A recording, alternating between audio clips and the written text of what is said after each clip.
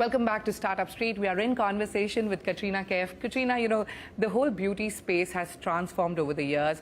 Consumers are interacting with brands in a very different sort of a way. You've been engaging with your fans, K-beauty fans.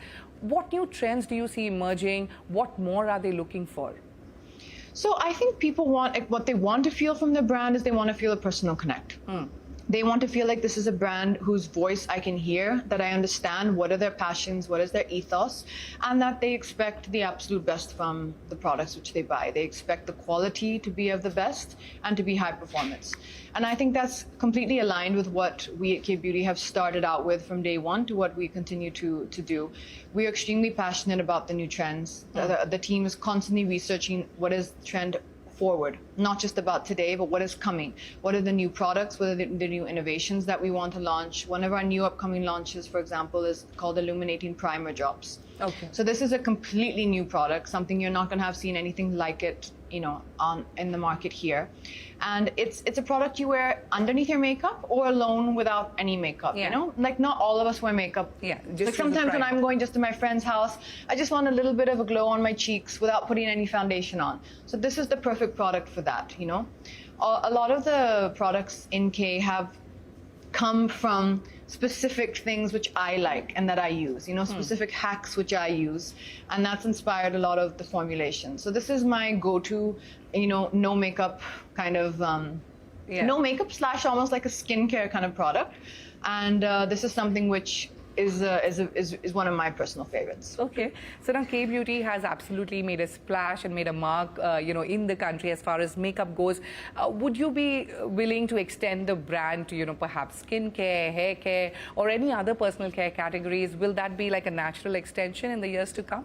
I mean, let's see what the future holds. One thing I've learned is never say no, never say never. Yeah. And just take things as it comes and see how things progress in the future. But one thing I would say is that we have a lot of exciting plans in store, and there are many things that now, as I said, with thankfully the world opening back up a bit, that now we're finally kind of free to work on those kind of plans we have for K-Beauty. Okay. Now, you've got over 3 years of startup experience, so to speak of. Yeah. Will you be looking to dabble into other entrepreneurial ventures? For instance, a lot of celebrities, we've got Virat and Anushka who've invested into a plant-based meat. We've got MS Dhoni who's done the same.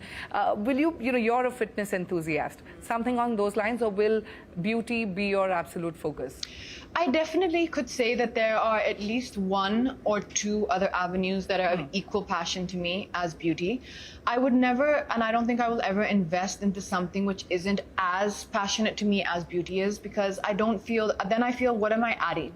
Yeah. If it's not something I have knowledge, experience, or a voice I can add in this domain, then I feel that I would rather stay away, even if there is, a financial benefit.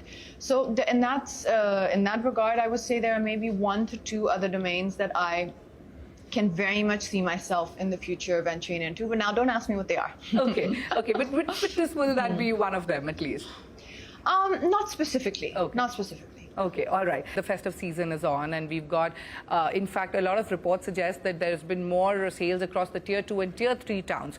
Do you believe K-Beauty has reached the hinterland? Is that something that you see the next leg of growth will come for K-Beauty? It's definitely reached there. Just the other day, I was in Bangalore at a very big function, in fact, where there were a lot of classical dancers who were performing. And I think those are people who are, like you said, who are from there. They're not coming from Bangalore, Mumbai or Delhi.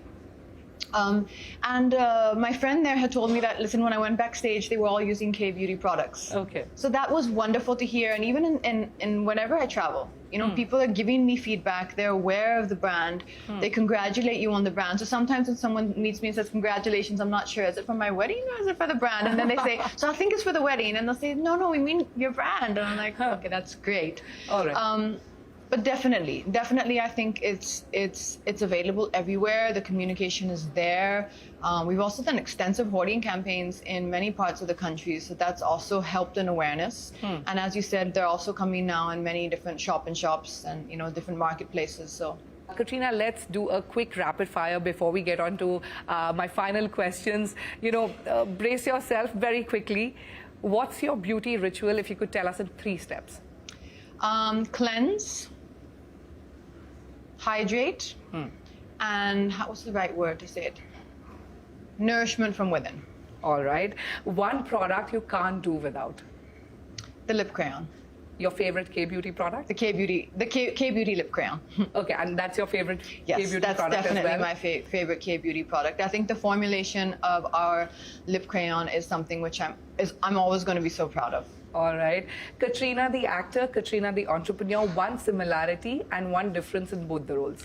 I think my desire for perfection in both of the industries, which I'm a part of, and something different would be, I think, in the beauty industry, you need to be very, very open to the consumer and listening, and you need to constantly be looking forward to new trends. But actually, that's also the same with acting. So Yeah.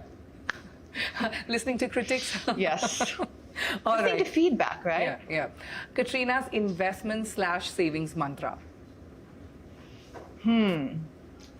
I would say get good advice, but also stick to your comfort. I think in investment, that's one of the areas I would say maybe, stick to what you feel comfortable with and what you know. All right. Do you know and do you keep a track of your account and how much money you have?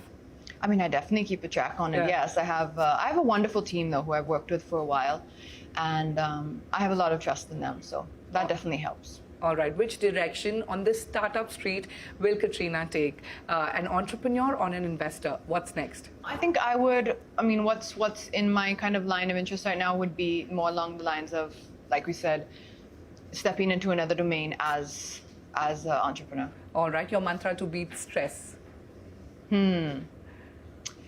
Do something that makes you laugh. Okay. Do something that makes you laugh. Be around somebody that makes you laugh, Someone who's in a very different mindset than you. Try to just break away from what is causing the stress and enter a different zone. It'll immediately just kind of cut those. Wonderful. One fitness tip to all your fans.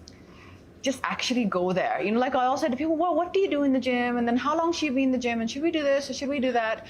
But even for me now, this is something I tell myself every day. I'm like, should I do Pilates today? No, but I'm tired. I don't have time for this. I'm like, it doesn't matter. Even if it's just 20 minutes on the cross trainer, I just try to make it a rule for myself that just get in that exercise every day. And it's not just for your physical looks. It's because exercise also releases endorphins.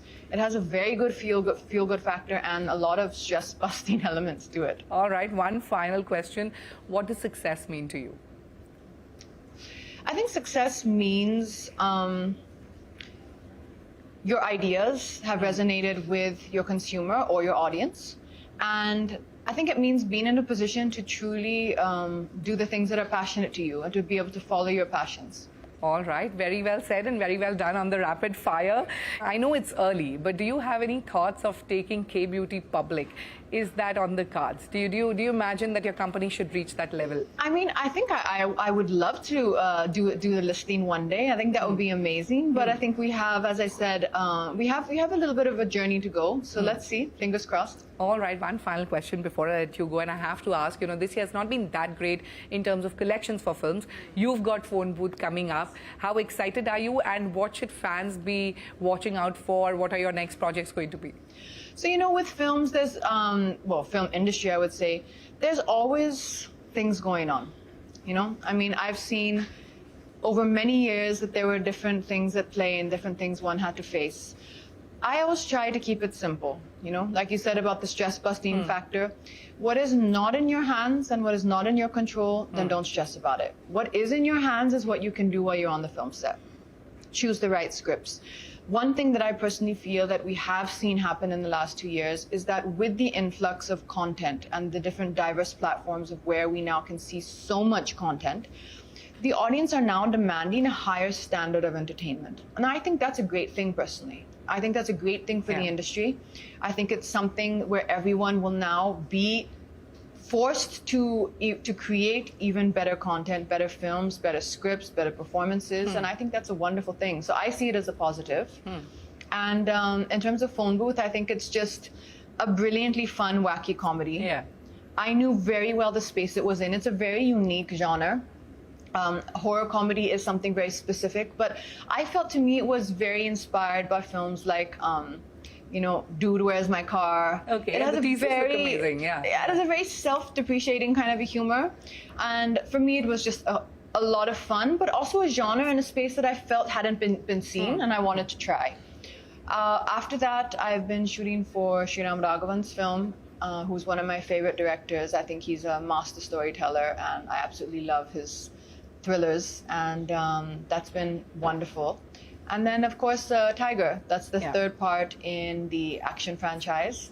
And one of my, again, huge passions. I absolutely love that franchise, doing the action, the whole story. And being on that film set is always a special experience. Absolutely. Katrina Kaif, many thanks for joining us. Wish you the very best for your films, for your startup, and for everything else that you do in the future. Thank you so much. It was an absolute pleasure talking to you. Thank you. Thank you. With that, it's a wrap on this edition of Startup Street. Stay tuned to CNBC TV 18 for more news and updates.